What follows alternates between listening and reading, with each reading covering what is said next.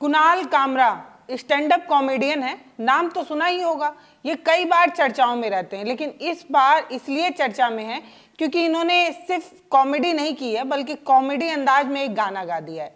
ये गाना किसी को इतना विवादित लग सकता है कि जो खुद सत्ता में है वो सत्ता के नियमों को तोड़ते हुए जिस होटल में कुणाल कामरा ने ये स्टैंड अप कॉमेडी की थी, ये जो गाना गाया था, उस होटल में तोड़फोड़ करने पहुंच जाते हैं। पहले तो कुणाल कामरा ने जो गाया वो हम आपको सुनाएंगे और बताएंगे कि कैसे हमारे समाज का ये हिस्सा रहा है। हम जनता सरकार के विरोध में या सरकार से सवाल करते हुए व्यंग करते हैं। ये हमारी पुरानी परंपराओं में से एक है और ऐसा नहीं है कि कुणाल कामरा ने कुछ ऐसा कह दिया है जो इससे पहले नहीं कहा गया है।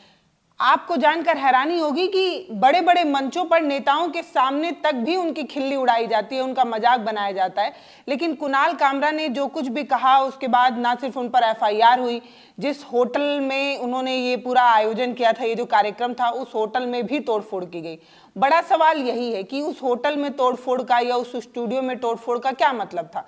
ना तो वो होटल कुणाल कामरा का था, ना तो कुणाल कामरा वहां पर मौजूद थे, लेकिन इसके बावजूद भी उस होटल में तोड़फोड़ कर एक मैसेज देने की जरूर कोशिश की गई है कि कुणाल कामरा जैसे कोई भी स्टैंड अप कॉमेडियन जो सरकार से सवाल पूछते हों या सरकार को आईना दिखाते हों या तंज कसते हों, उन सभी को किसी भी होटल में अपना आयोजन करने की अनुमति ना मिल पाए। इसीलिए शायद इस पूरे होटल में तोड़फोड़ की गई है। नहीं तो आप ही सोचकर देखिए, ना तो उनका वो होटल है, ना तो कुणाल कामरा वहां मौजूद हैं, इसके बावजूद भी वहां पर तोड़फोड़ का क्या मकसद निकलता है। कुणाल कामरा ने एक पुरानी फेमस गाने को डब करते हुए उसमें सरकारी तंज या सरकारी मसाला लगाते हुए सरकार को कोसते हुए या सरकार से मजाक करते हुए उन्होंने एक गाना बनाया था। आपको वो शाहरुख खान का एक फेमस गाना है, लड़की नहीं वो जादू है और कहा क्या जाए आय हाय, ये इतना फेमस है। इसी गाने पर कुणाल कामरा ने क्या कुछ कहा है, सबसे पहले वो सुनिए, उसके बाद हम ये बात करेंगे कि लोकतंत्र में जहां बोलने की आज़ादी हमें संविधान से मिलती है, क्या कुणाल कामरा ने कुछ ऐसा कह दिया है कि वो संवैधानिक दायरे को तोड़कर आगे बढ़ गए। क्योंकि ये पूरा जब हंगामा मचा, उस पूरे दफ्तर को, होटल को जब तोड़ा गया, तब कुणाल कामरा का एक पोस्ट सामने आता है जिसमें वो वही वाली लाल किताब लेकर ये कहते हैं कि आगे इसी के सहारे चलना है, संविधान के सहारे, या संविधान ही उन्हें आगे का रास्ता दिखाएगा। ये पोस्ट उन्होंने किया है और ये पोस्ट करके एक तरीके से एक नई बहस उन्होंने छेड़ दी है। सबसे पहले आप सुनिए कुणाल कामरा ने क्या गाया। जज के ऑर्डर में लिखा है, जो इन्होंने महाराष्ट्र की इलेक्शन से किया है ना भाई साहब, बोलना पड़ेगा। यहाँ पे इन्होंने पहले क्या किया, शिवसेना बीजेपी से बाहर आ गई, फिर शिवसेना से बाहर आ गई,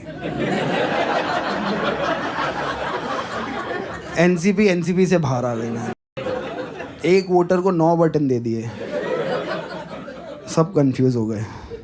चालू एक जन ने किया था, वो मुंबई में एक बहुत बढ़िया डिस्ट्रिक्ट है थाने, वहाँ से आते हैं। थाने की रिक्शा, चेहरे पे दाढ़ी, आंखों में चश्मा, हाय। थाने की रिक्शा, चेहरे पे दाढ़ी, आंखों में चश्मा, हाय। एक झलक दिखलाए कभी गुवाहाटी में छुप जाए, मेरी नजर से तुम देखो गद्दार नजर वो आए। थाने की रिक्शा, चेहरे पे दाढ़ी, आंखों पे चश्मा, हाय। मंत्री नहीं वो दल बदलू है और कहा क्या जाए, जिस थाली में खाए उसमें ही वो छेद कर जाए। मंत्रालय से ज्यादा फडणवीस की गोदी में मिल जाए, तीर कमान मिला है इसको बाप मेरा ये चाहे। थाने की रिक्शा, चेहरे पे दाढ़ी, आंखों पे चश्मा, हाय। सोचो ना, मतलब ये पॉलिटिक्स है इनकी। परिवारवाद खत्म करना था, किसी का बाप चुरा लिया मैं। क्या रिप्लाई होगा भाई। मैं मिलूं कल तेंदुलकर के बेटे को, बोलूं कि आजा भाई लंच पे मिलते हैं, आधा घंटा तेंदुलकर की तारीफ करूं और बोलूं कि देख आज से पर वो मेरा बाप है, तू ढूंढ ले कोई ऑन द वे। तो कुणाल कामरा ने महाराष्ट्र के उप मुख्यमंत्री एकनाथ शिंदे पर तंज करते हुए एक मजाक किया था, और मजाक हमारे समाज का हिस्सा है। और ये जो कॉमेडी ये कर रहे हैं, इससे पहले भी ऐसी कॉमेडी बहुत बार की गई है, बहुत बार नेताओं के सामने भी इस तरीके की कॉमेडी की गई है, लेकिन ना जाने इस समय हम किस तरीके का नया दस्तूर बना रहे हैं जिसमें हम में सहने की शक्ति कम हो चुकी है। और खास तौर पर जो सत्ता में बैठे हैं वो तो बिल्कुल भी नहीं बर्दाश्त कर पाते हैं। कुणाल कामरा ने ये जो कुछ भी गाया वो एक छोटे से होटल के किसी कमरे में गाया, या ये कह दीजिए कि उन्होंने एक कॉमेडी की। कॉमेडी का लहजा एकनाथ शिंदे ग्रुप को इतना पसंद नहीं आया कि उन्होंने होटल में तोड़फोड़ की। पहले तो एफआईआर दर्ज कराई, और एफआईआर दर्ज होने के बाद कोई कार्रवाई होती उससे पहले खुद ही जाकर होटल में तोड़फोड़ करते नजर आए।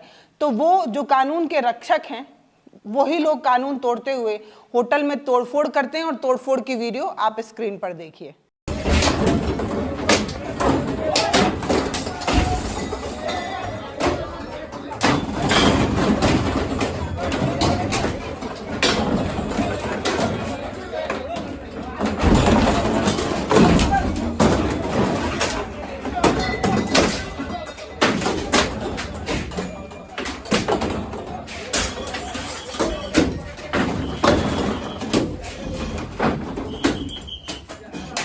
शिवसेना का जो युवा ग्रुप है शिंदे ग्रुप, उसने जाकर तोड़फोड़ की है, और सिर्फ तोड़फोड़ नहीं की है, बाकायदे गाली देते भी नजर आ रहे हैं, और गाली देते हुए तोड़फोड़ करते नजर आ रहा है। जबकि वो होटल वाला खुद बार बार ये कह रहा है कि इस समय वहां पर वो मौजूद नहीं है, कुणाल कामरा है नहीं, और ये होटल उनका नहीं है। ये सारी चीजें समझाने की वो कोशिश भी कर रहा है होटल वाला, लेकिन इसके बावजूद ना तो वो लोग सुनते हैं, ना तो अपनी बात रखने देते हैं। पूरे होटल को तहस नहस कर देते हैं, जितना स्टूल टेबल सब कुछ तोड़फोड़ देते हैं, और तोड़फोड़ देकर एक मैसेज जरूर सेट कर देते हैं कि आगे से अगर कोई भी व्यापारी हो, अगर कोई भी धंधा करने वाला हो, किसी का भी होटल रेस्टोरेंट हो, तो वो कम से कम ऐसे लोगों को अपने यहाँ कोई भी कार्यक्रम करने की अनुमति ना दे जो सरकार को आईना दिखाते हों, या तंज करते हों, या लोकतंत्र में विश्वास रखते हों, क्योंकि लोकतंत्र बोलने की आज़ादी देता है। और यही बात कुणाल कामरा ने अपने पोस्ट में लिखते हुए कहा है। इनका एक पोस्ट है, वो देखिए स्क्रीन पर आपको नजर आ रहा होगा। अपने हाथ में लाल किताब लिए कुणाल कामरा ये कहने की कोशिश कर रहे हैं कि उन्होंने जो कुछ भी किया है वो संविधान के दायरे में रहकर ही किया है, और आगे भी जो कुछ भी होगा वो संविधान के दायरे में रहकर ही होगा। आप सभी को पता है कि संविधान हमें बोलने की आज़ादी देता है, अभिव्यक्ति की आज़ादी देता है, लेकिन बड़ा सवाल यही है कि क्या अभिव्यक्ति की आज़ादी के नाम पर हम कुछ भी कह सकते हैं? क्या अभिव्यक्ति की आज़ादी के नाम पर कुणाल कामरा ने जो कुछ भी कहा वो सही था?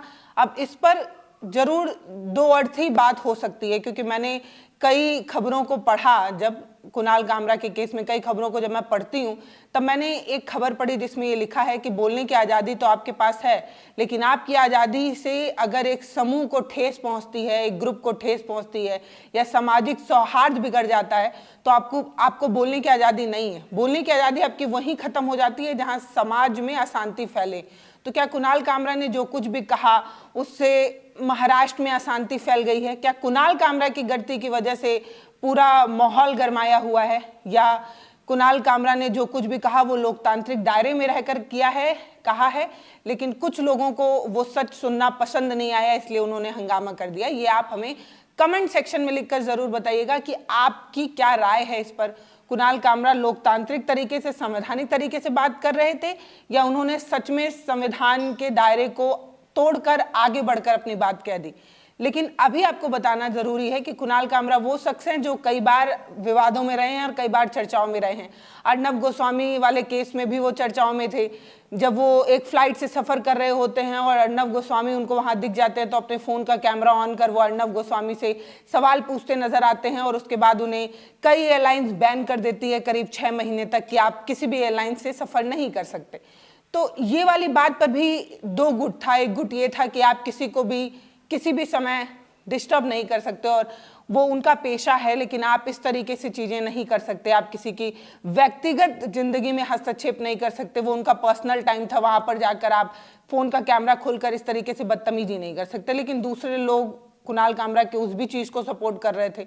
इसके बाद कुणाल कामरा एक मॉब एडिटेड वीडियो की वजह से भी चर्चाओं में आए थे। जब मोदी जी का एक वीडियो था जिसमें एक बच्चा उनको देखकर गाना गा रहा होता है, और कुणाल कामरा उस गाने को एडिट करके महंगाई डाइन खाए जाता है वाला गाना कर दिए थे और तब भी वो चर्चाओं में रहे थे।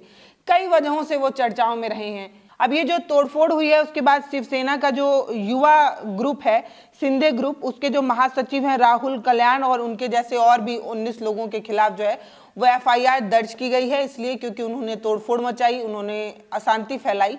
लेकिन ये जो ग्रुप है वो बार बार लगातार ये कह रहा है कि कुणाल कामरा को अब देश में भी रहने की अनुमति नहीं मिलेगी और ये पूरा ग्रुप उन पर नजर बनाए हुए है। सिर्फ महाराष्ट्र नहीं, पूरे देश में कहीं भी कुणाल कामरा जो है वो चैन से नहीं रह पाएंगे क्योंकि हम उन पर नजरें गड़ाए हुए हैं, उन्हें भारत छोड़कर जाना पड़ेगा, इस तरीके का माहौल हम बना देंगे। ये बात कहने की कोशिश हो रही है और खुलेआम कहने की कोशिश हो रही है। तो एक तरफ सिर्फ कुछ कह देने मात्र से ये ग्रुप इतना घबरा जाता है, उप मुख्यमंत्री एकनाथ शिंदे और उनका जो ग्रुप है वो इतना घबरा जाता है कि वो एक कुणाल कामरा जैसे तुच्चे, आप कह रहे हैं तो तुच्चे ही मान लीजिए, तुच्चे कॉमेडी के तुच्ची सी कॉमेडी पर आपको इतना बुरा लग गया कि आप मंच पे आकर खुले समाज में धमका रहे हैं, तोड़फोड़ मचा रहे हैं, कानून को अपने हाथ में ले रहे हैं और आप ये कह रहे हैं कि कुणाल कामरा ने संवैधानिक दायरे को तोड़कर कुछ कह दिया और आप जो कर रहे हैं वो संवैधानिक दायरे के अंदर रहकर कर रहे हैं। बड़ा सवाल यही है ना कि कोई अभिव्यक्ति की आज़ादी का इस्तेमाल करते हुए कुछ कह देता है तो आपको इतना बुरा लग जाता है कि आप तोड़फोड़ मचाते हैं। आप एफआईआर करिए, बेशक करिए, किसी की बात अगर बुरी लगी है तो आप अपनी बात रख सकते हैं, लेकिन तोड़फोड़ मचाना और ये जो खुलेआम धमकी दी जा रही है ये सब भी लोकतांत्रिक नहीं है। ये मेरा अपना व्यू है, आप क्या सोचते हैं वो कमेंट सेक्शन में जरूर बताइएगा। नमस्ते, मैं पल्लवी हूँ, आप भारत एक नई सोच देख रहे हैं। चैनल को सब्सक्राइब करिए, वीडियोस को शेयर करिए, हमारा मनोबल बढ़ाइए। बहुत धन्यवाद।